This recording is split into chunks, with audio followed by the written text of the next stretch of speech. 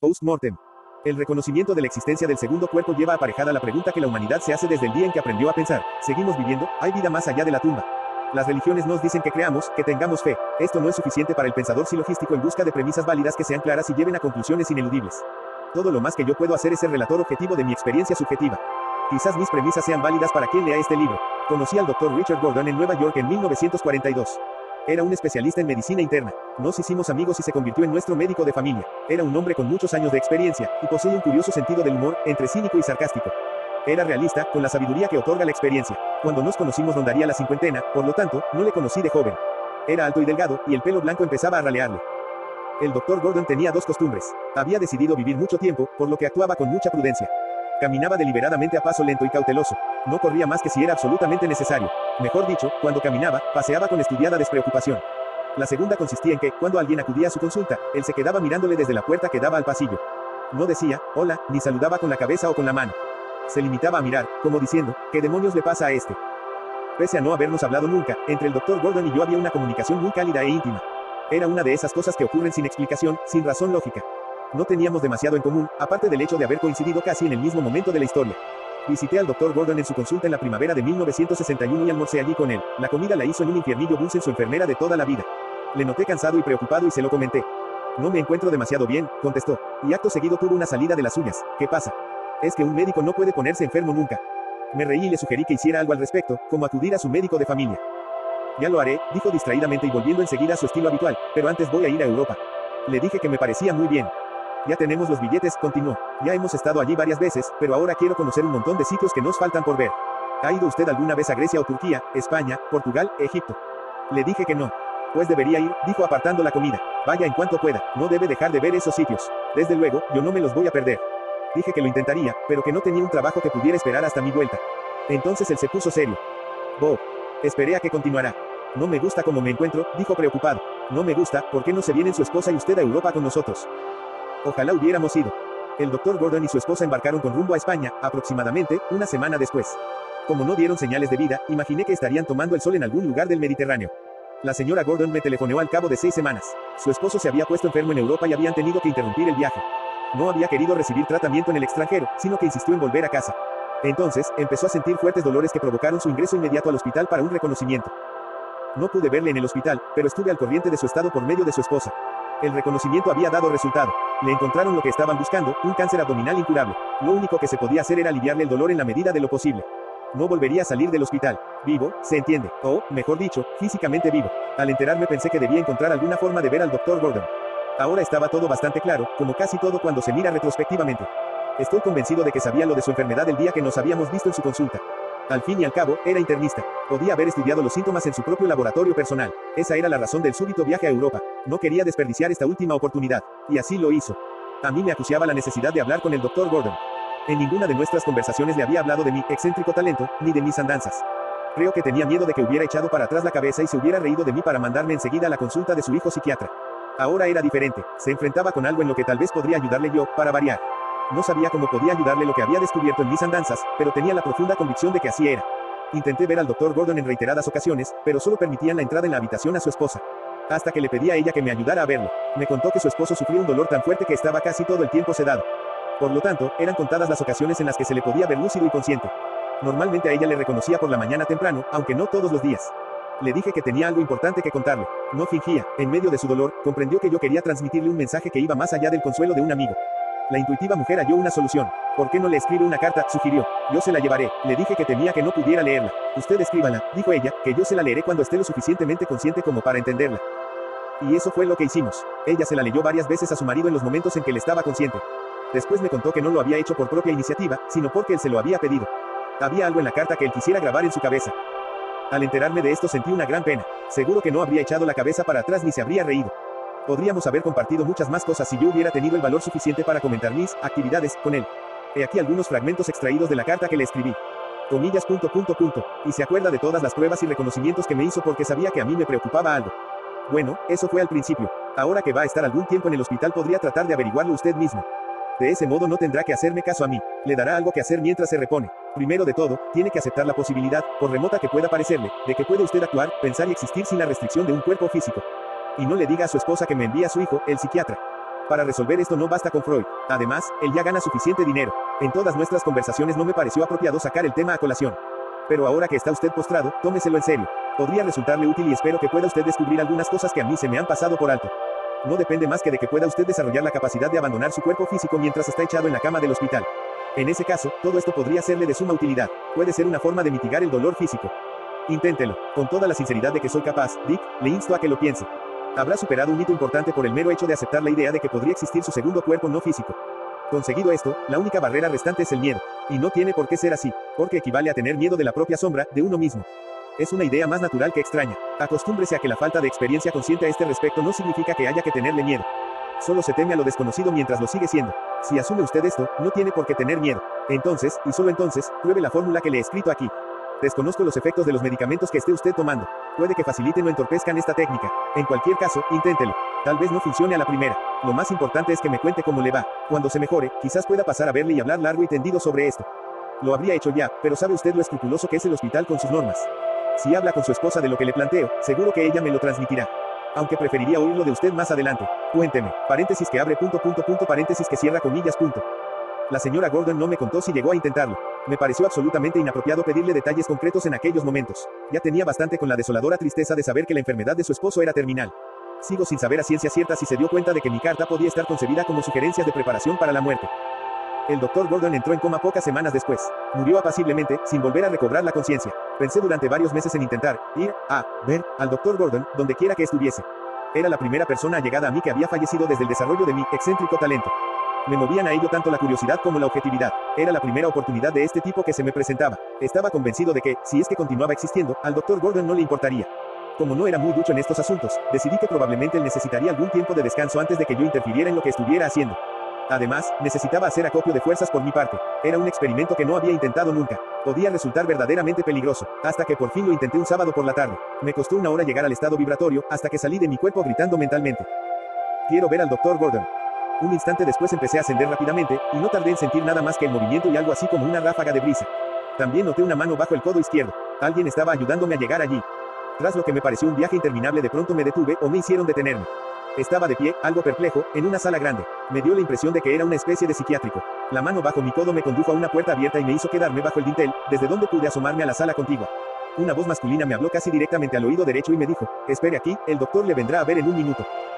Asentí con la cabeza y permanecí a la espera. Había un grupo de hombres en la sala. 3 o 4 estaban escuchando a un joven de unos 22 años que estaba contándoles algo muy animado, gesticulando exageradamente. No vi al doctor Gordon y seguí esperando a que apareciera en cualquier momento. Mientras esperaba fui notando cada vez más calor, lo que me hizo sentir muy incómodo. No sabía qué era lo que me hacía sentir tanto calor, y tampoco estaba seguro de poder seguir allí mucho más tiempo. El sudor me corría a raudales por la cara. Sabía que no iba a aguantar allí mucho más porque la temperatura era insoportable. Si el doctor Gordon no aparecía pronto iba a tener que regresar sin haber tenido la oportunidad de verlo. Volví a mirar al grupo de hombres de la sala y se me ocurrió que tal vez debería preguntarles a ellos por el doctor Gordon. En ese preciso momento el joven bajo y delgado con una buena mata de pelo se quedó callado y me miró por un momento. Tras esa mirada fugaz se volvió a los demás y prosiguió su animada perorata. El calor se hizo insoportable y decidí que tenía que marcharme. No podía esperar al doctor Gordon. Valiéndome de un movimiento que había aprendido, ascendí rápidamente y me alejé de la sala. El viaje de regreso fue largo. Después de reintegrarme, comprobé mi cuerpo físico. Estaba frío, algo rígido. Desde luego, las mejillas no chorreaban de sudor. Decepcionado, me incorporé y tomé apuntes del viaje. No sé por qué, pero había fallado. No había sido capaz de dar con el doctor Gordon. El tiempo transcurrido fuera del cuerpo físico había sido de 2 horas. La terquedad forma parte de mi herencia genética. Al sábado siguiente volví a intentarlo. En cuanto abandoné el cuerpo físico y me puse a gritar llamando al doctor Gordon, una voz algo irritada dijo junto a mí: ¿por qué quiere volver a verlo? Ya le vio el sábado pasado. Me sorprendí tanto que regresé al cuerpo físico casi al instante. Me incorporé y eché un vistazo al despacho. No había nadie, todo era normal. Pensé en volver a intentarlo, pero decidí que era demasiado tarde para hacer otro intento ese día. El sábado pasado no había sucedido nada importante. No había salido bien. Pero revisé mis notas del sábado pasado, y encontré algo escrito: el doctor le vendrá a ver en un minuto. Y aproximadamente un minuto después un joven bajo y delgado con una buena mata de pelo se había vuelto y había fijado la mirada en mí sin decir palabra, como si estuviera pensando. Lo que yo había percibido era una descripción perfecta de lo que debió haber sido el doctor Gordon a los 22 años en vez de a los 70. Esto parecía dar más crédito al experimento que cualquier otra cosa. Yo había esperado ver a un hombre de 70 años. No le había reconocido porque no era lo que me esperaba. Si hubiera sugerido esto como alucinación, seguramente me habría encontrado con el doctor Gordon a los 70 años. Posteriormente, en el transcurso de una visita a la viuda del doctor Gordon, conseguí ver una fotografía suya con esa edad. Por supuesto, no revelé a la señora Gordon mi interés en ver aquella fotografía. Coincidía exactamente con el hombre al que yo había visto, y que me había visto, allí. Ella mencionó que a esa edad era un hombre muy activo, siempre con prisa, y con una buena mata de pelo rubio. Algún día volveré a intentar visitar al Dr. Gordon. En otra ocasión, en la que vendimos la casa antes de la mudanza que habíamos previsto porque surgió de repente un comprador, alquilamos una casa por un año, como medida provisional hasta efectuar dicha mudanza. Era un sitio interesante, construido sobre una roca que asomaba a un pequeño río. Lo alquilamos a través de un agente, y no llegamos a reunirnos ni a entrar en contacto con el dueño. Mi esposa y yo ocupamos el dormitorio principal, situado en la primera planta. Aproximadamente una semana después de habernos mudado nos fuimos a la cama y mi esposa se quedó dormida enseguida. Yo permanecí acostado a oscuras, contemplando el cielo nocturno a través de las ventanas que llegaban del suelo al techo. Sin haberlo buscado, noté que empezaban las consabidas vibraciones, y me pregunté si estaría bien permitírmelas en la nueva casa. Nuestra cama estaba situada en la pared norte. A mano derecha quedaba la puerta del pasillo, y, a la izquierda, la puerta del cuarto de baño principal. Me disponía a salir del cuerpo físico cuando noté algo en la puerta. Una forma blanca del tamaño y aspecto de una persona. Esperé a ver qué pasaba porque me había hecho extremadamente cauto en relación con los extraños. La forma blanca entró en el dormitorio, rodeó la cama y pasó a menos de medio metro de mí, camino del cuarto de baño. Pude ver que se trataba de una mujer de mediana estatura, con el pelo oscuro y liso y los ojos hundidos. Permaneció unos momentos en el cuarto de baño, después salió y volvió a bordear la cama. Me incorporé, no físicamente, estoy seguro, y alargué el brazo para tocarle, más bien para saber si podía hacerlo. Ella se detuvo y me miró al ver mi gesto. Le oí perfectamente cuando habló. Pude ver las ventanas y las cortinas por detrás de ella y a través de ella. ¿Qué vas a hacer con los cuadros? Pude ver el movimiento de sus labios. Era una voz de mujer. Aún no sabiendo qué decir, procuré dar una respuesta satisfactoria. Le dije que no se preocupara, que ya me encargaría de ello. Esbozó una sonrisa al oírlo. A continuación alargó las manos y me tomó una entre las suyas. Daban la impresión de ser reales, cálidas y vivas. Me dio un suave apretón, me soltó con delicadeza, bordeó la cama y salió por la puerta. Esperé a que volviera, pero no lo hizo. Me tumbé, activé el cuerpo físico y me levanté de la cama. Me dirigí a la puerta del pasillo y me asomé a las demás habitaciones.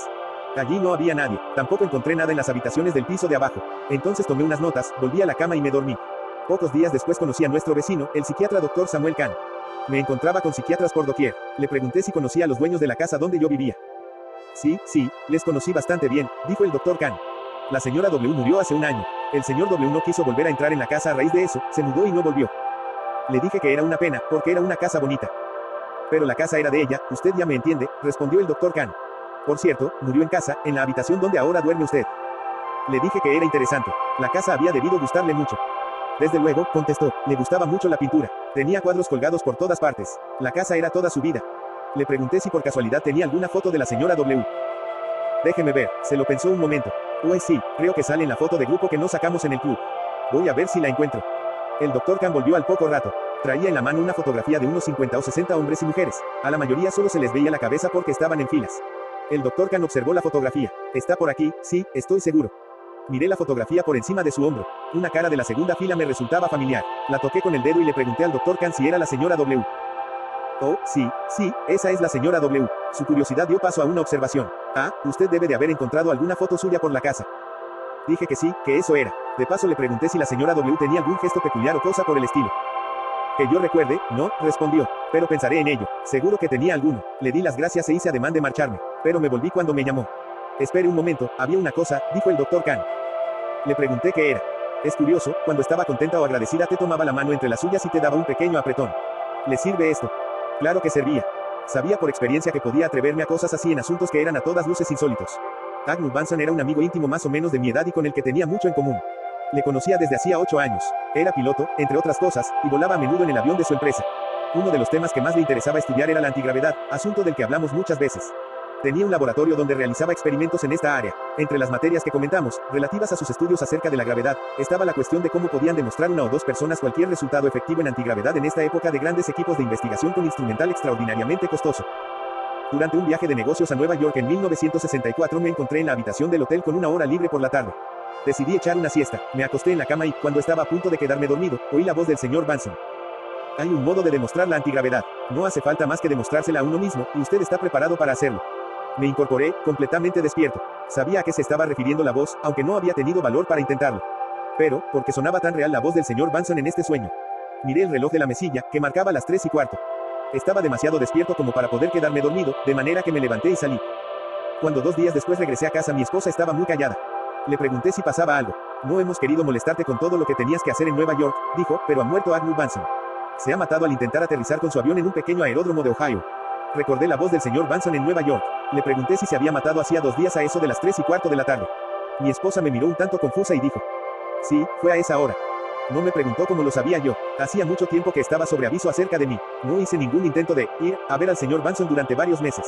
Debí de imaginar que necesitaba reposo por el hecho de haber tenido una muerte violenta, aunque sigo sin saber si estaba en lo cierto. Con el tiempo me fui impacientando. Un domingo por la tarde me acosté con el deliberado propósito de visitar al señor Benson. Al cabo de una hora de preparativos logré abandonar el cuerpo físico y comencé a viajar a toda velocidad a través de las tinieblas. Durante el trayecto fui gritando mentalmente, Agnew Benson. De pronto me detuve, o me detuvieron. Estaba en una habitación más bien oscura. Alguien me tenía inmovilizado, de pie. Tras un momento de espera salió una nubecilla de gas blanco de un pequeño agujero que había en el suelo. La nubecilla tomó forma y mi sexto sentido me dijo que se trataba del señor Benson, aunque no podía verle bien ni identificar sus facciones. Enseguida se puso a hablar contento y de manera atropellada. Bob, no te vas a creer la de cosas que me han pasado desde que llegué aquí.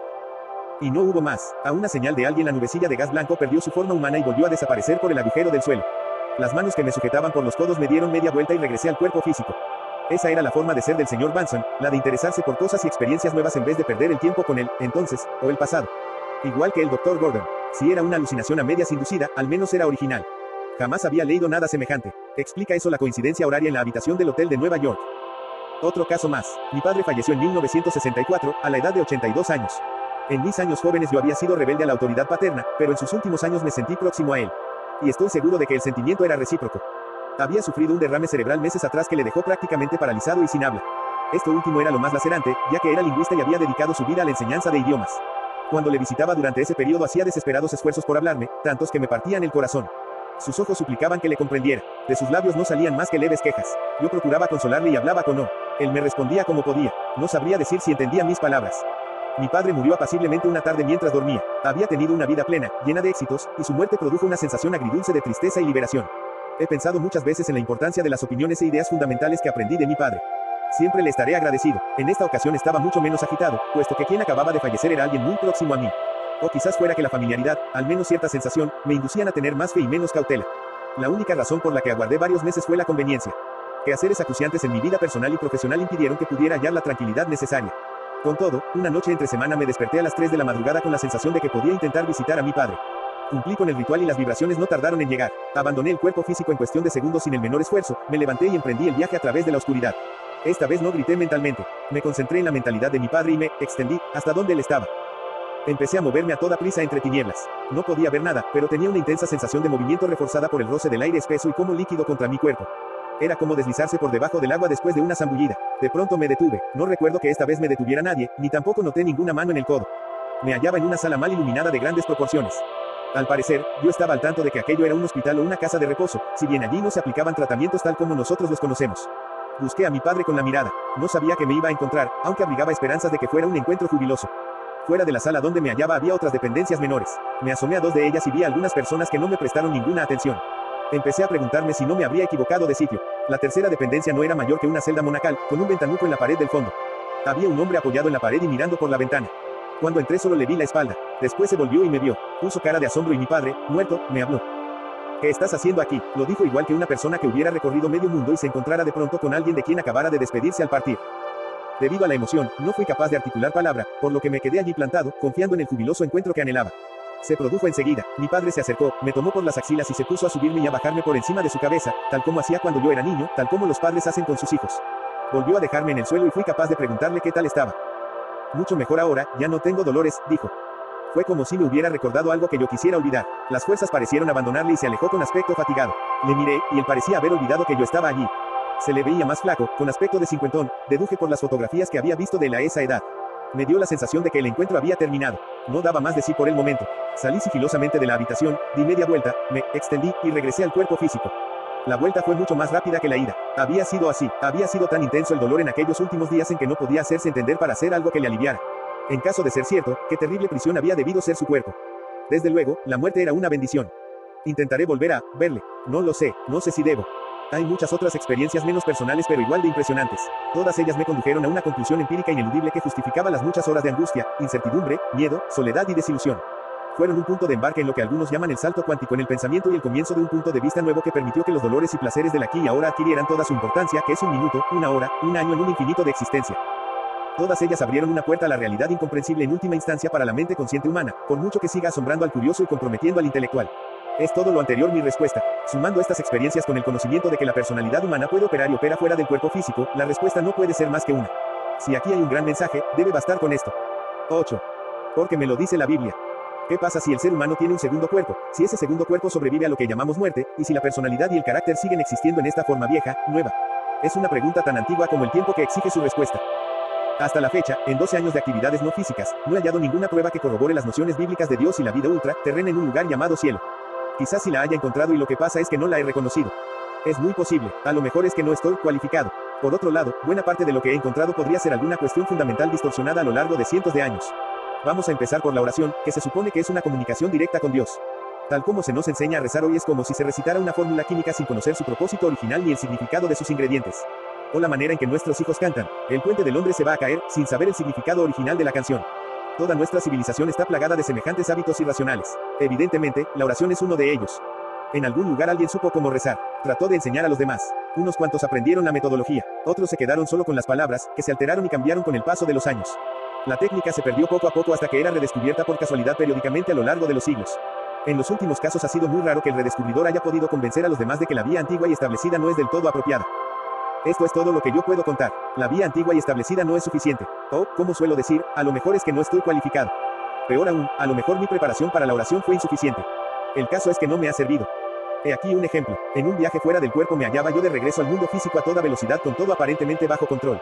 Sin previo aviso choqué contra un sólido muro de un material impenetrable. No me hice daño, pero sí me llevé un buen susto. El material era duro y sólido y parecía estar hecho de enormes planchas de acero solapadas y soldadas entre sí. Todas estaban ligeramente combadas, como si formaran parte de un globo. Intenté atravesarlas, pero no pude. Subí, bajé, fui de derecha a izquierda. Estaba absolutamente seguro de que mi cuerpo físico estaba al otro lado de esta barrera. Al cabo de una hora de arañar, rascar y empujar, me puse a rezar. Recé todas las oraciones que había aprendido e inventé unas pocas especiales. Y dije cada palabra más en serio que nunca en toda mi vida. Estaba muy asustado, no pasó nada, yo seguía pegado a la barrera sin poder atravesarla para regresar a mi cuerpo físico. Me entró pánico, clavé las uñas, chillé y lloré. Como todo esto fue inútil, me calmé por puro agotamiento. Me tendí a descansar junto al frío y duro muro, sin saber qué hacer.